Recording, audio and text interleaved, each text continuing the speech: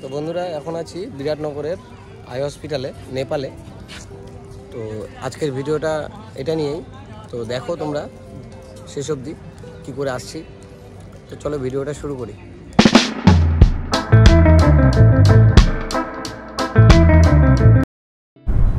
Hello বন্ধুরা, তো আমরা এখন গাড়িতে আছি, গাড়িতে করে যাচ্ছি নেপাল। তো আমাদের গাড়ি সকালবেলা ছেড়েছিল, ওই জন্য সকাল 4:30টার দিকে গাড়ি ছেড়েছে।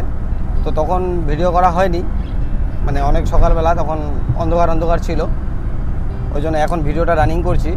তো নেপালে যাচ্ছি বিরাটনগরে চোখ দেখাতে, বাবার সাথে মাকেও নিয়ে যাচ্ছি। দুজনেরই চোখের একটু অসুবিধা আছে।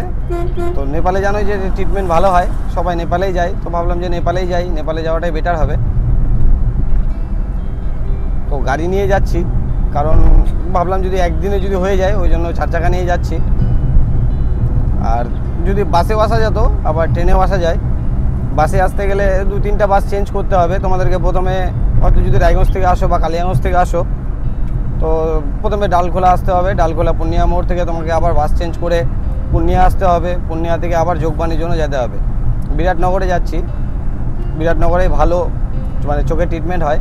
নেপালে সব জায়গায় 2-3টা আছে হসপিটাল, শুনেছি যে ভালো হয়। তো তোমাদেরকে প্রতিটা আপডেট দিব, কোথায় যাচ্ছি, তোমরা কিভাবে আসবে যারা আসতে চাও। তো ভিডিওটা দেখতে থাকো, আশা করি ভালো লাগবে, তোমাদের খুব হেল্প হবে, ওই জন্যই ভিডিওটা বানাচ্ছি। আর বলেছিলাম যে ইউটিউবে টাকা পেলে বাবার চোখের অপারেশনটা করব, ওই জন্য পেয়েছি। তো বেরিয়েও পড়েছি দেরি না করে। তো যাই, যাওয়ার পথে আরও কথা হবে। এখন বাজে মোটামুটি 7টা, আমরা অর্ধেক রাস্তা চলে আসছি। তো এখান থেকে যোগবাণী 10 কিলোমিটার, মোটামুটি নেপাল ঢুকতে ঢুকতে আরও 7-8 কিলোমিটার, মানে আর 20-25-30 কিলোমিটারের মতো। এদিক দিয়ে নেপাল ঢুকবে। তো আমরা মোটামুটি এখন 9টা বাজে, 9টার দিকে নেপাল এসে ঢুকলাম। নেপালে ঢুকিনি, যোগবাণী অব্দি আসছে। এই যে এটা হচ্ছে নেপালের গেট।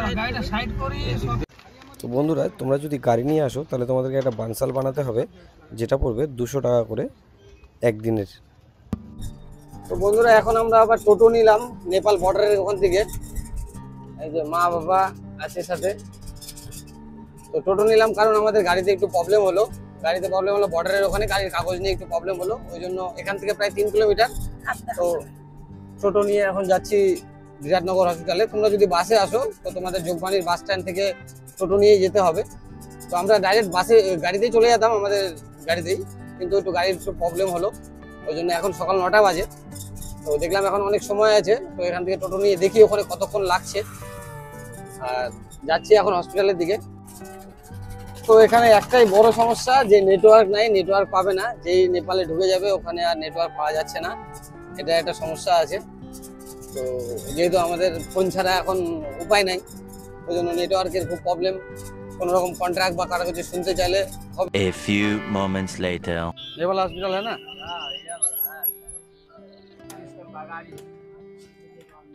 তো আমরা এখন বিরাটনগর হসপিটালে পৌঁছালাম। এখন হসপিটালের ভিতরে যাই। হসপিটালের ভিতরে যাচ্ছি। হসপিটালটা বেশ বড় সড়ো, দারুণ। তো চলো ভিতরে ঢুকি, তারপরে দেখি কী কী আছে, কী রকম সুযোগ সুবিধা আছে, কতক্ষণ সময় লাগছে। তো বিরাটনগর আই হসপিটালে চলে আসছি। এই যে হসপিটাল এটা। তো এখন ভিতরে যাব, দেখি কতক্ষণ লাগে, কী কী করতে হচ্ছে, সব প্রসেস তোমাদেরকে জানাচ্ছি, কতক্ষণ লাগতেছে আর কী কী করতে হচ্ছে। হসপিটালটা দেখো একবার, বিরাটনগর আই হসপিটাল। চলো কোন কাউন্টারে যেতে হবে দেখি আগে।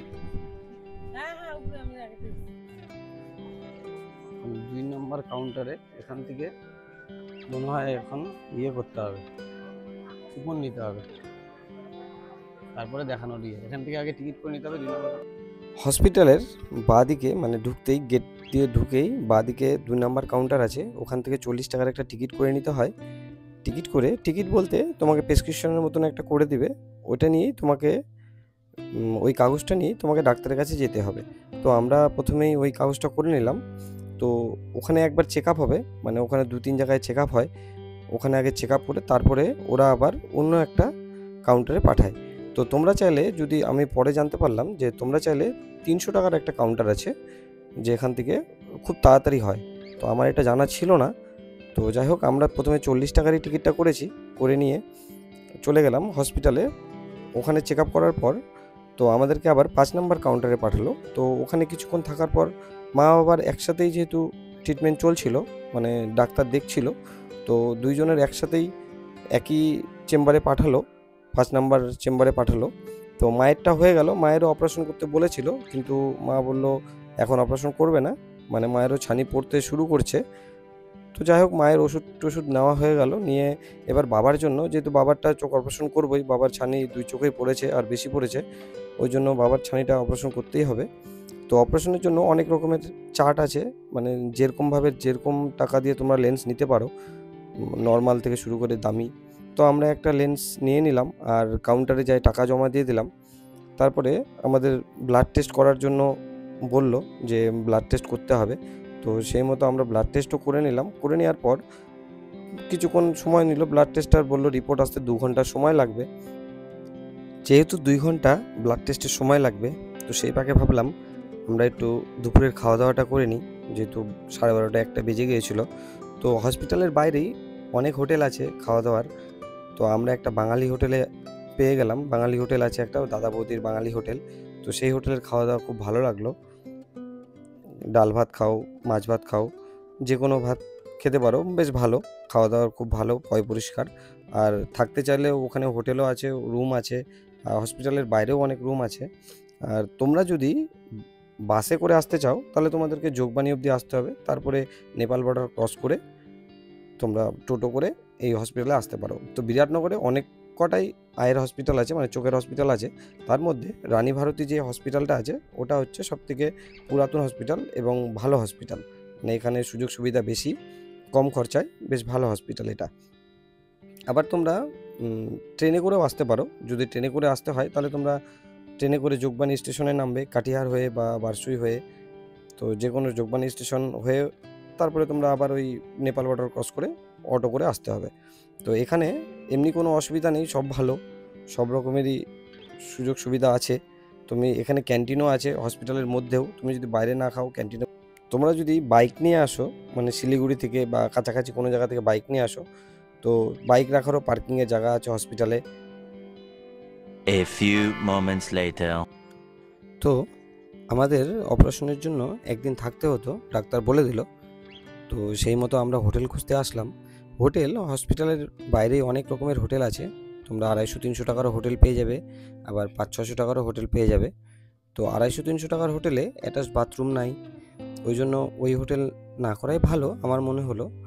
আর ওয়াইফাইয়েরও ব্যবস্থা নাই, যেহেতু ওয়াইফাই দরকার, নেটওয়ার্ক নেই, ওই জন্য আমরা এই 600 টাকার হোটেলের একটা রুম বুক করলাম, মানে সেই রাতের জন্য।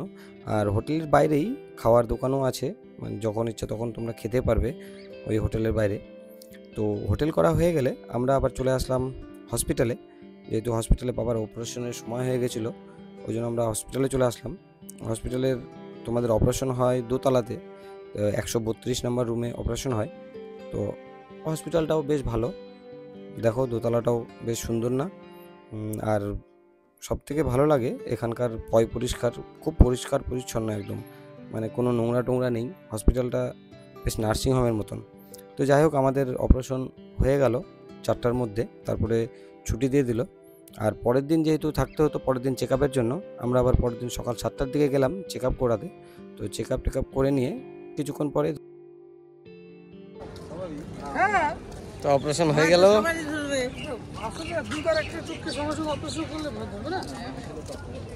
তো এখন বাড়ি যাচ্ছি, হয়ে গেল কমপ্লিট অপারেশন। 1 hour later. তো এই যে সবাই আছে, এই কাকা গাড়ি চালাচ্ছে। তো সকালবেলা ওখানে আমাদের আজকে চেক আপ ছিল, কালকে অপারেশন হয়েছিল, কালকে থাকতে বলছিল, যেহেতু সঙ্গে সঙ্গে ছাড়বে না একদিনে, ওই জন্য আমরা আজকে যাচ্ছি। আজকে চেক আপ করে, সকালবেলা চেক আপ করে দেখে ছেড়ে দিল। তো তোমাদের কিছু ইনফরমেশন দিতে যাচ্ছি। একটা, এখানে এমনি কোনো অসুবিধা নেই, অনেক রকমের এখানে হসপিটাল আছে, মানে অনেকগুলো হসপিটাল আছে। তার মধ্যে ভালো লাগলো যেটা হসপিটাল, যেটা পুরাতন হসপিটাল, সরকারি হসপিটাল, যে হসপিটালে আমরা করলাম, কি জানো নাম, Biratnagar eye hospital. Biratnagar eye hospital ওটা ভালো আর কি সব থেকে। ওখানে প্রথমে ঢুকলেই তোমরা টিকিট করতে হবে, 40 টাকার একটা টিকিট। বিরাটনগর হসপিটাল রানী আখড়া, আরো হসপিটাল আছে ওই নামে, অনেক হসপিটাল আছে, কিন্তু এই হসপিটালটাই ভালো, পুরাতন হসপিটাল। আর এখানে ভিড়ও বেশি, অনেক রকমের প্রসেস আছে, ওগুলো করতে হবে, ওই জন্য সময়টা বেশি লাগছে। তো এমনি কোনো অসুবিধা নেই, তোমরা আসলে আসতেই পারবা, সেরকম কোনো অসুবিধা হবে না। শুধু একটা অসুবিধা মাথায় থাকবে, যাতে বড় নোট যাতে না নিয়ে আসো। 500 টাকার নোট, 200 টাকার নোট চলছে না এখানে, মানে চলছে না বলতে সরকারিতে ওখানে নিচ্ছে না। আর এমনি বর্ডারের পাড়াতে কোনো অসুবিধা নেই। একমাত্র ভালো লাগলো যে আমরা বিদেশে গেলাম, এটাও বিদেশ, অন্য কান্ট্রি, কিন্তু কোনো রকম ঝামেলা নেই, যে কোনো রকম ভিসা লাগে না, পাসপোর্ট লাগে না। মনে হলো যে আমরা নিজের দেশেই আছি, এরকম অবস্থা। সামনে হোটেল মোটেল সবই আছে, সব পেয়ে যাবে, থাকারও কোনো অসুবিধা নেই। তো তোমরা যদি আসতে চাও নেপালে চোখ দেখাতে, চলে আসো, ভালো, এমনি সব পরিষেবা ভালো, হসপিটালেরও পরিষেবা খুব ভালো। আর লোক যেহেতু ভিড়, একটু হ্যারেসমেন্ট হতে হবে, মানে এক কাউন্টার থেকে আরেক কাউন্টার, আরেক কাউন্টার থেকে আরেক কাউন্টার, এগুলো যেতেই হবে। আবার মনে করো যদি 40 টাকা টিকিট করো, তাহলে 2-3টা কাউন্টারে যেতে হবে। আবার আরেকটা আছে যেটা তোমার 300 টাকার একটা টিকিটের কাউন্টার আছে, ওখান থেকে যদি টিকিট করো, টিকিট করে যদি তোমরা চোখ দেখাতে চাও বা অপারেশন করতে চাও, তাহলে তোমাদের সহজ হবে খুব ব্যাপারটা, মানে এক জায়গায় সব পেয়ে যাবে। তো যাই হোক, এখানে আসলেই বুঝতে পারবে। তো এরপরে আমাদেরকে আবার দিল চেক আপের জন্য, 1 মাস পরে আসতে বললো, যেহেতু একটা চোখে লেন্স বসালো, একটা চোখে অপারেশন হলো, একসাথে 2টা চোখ হয় না। তো এরপরে আবার আসবো এখানেই, তোমরাও আসতেই পারো। তো কেমন লাগলো জানাবা ভিডিওটা, ভালো লাগলে অবশ্যই লাইক করবা, শেয়ার করবা। টাটা, দেখা হবে পরে অন্য কোনো ভিডিওতে। সবাই ভালো থেকো, সুস্থ থেকো, টাটা।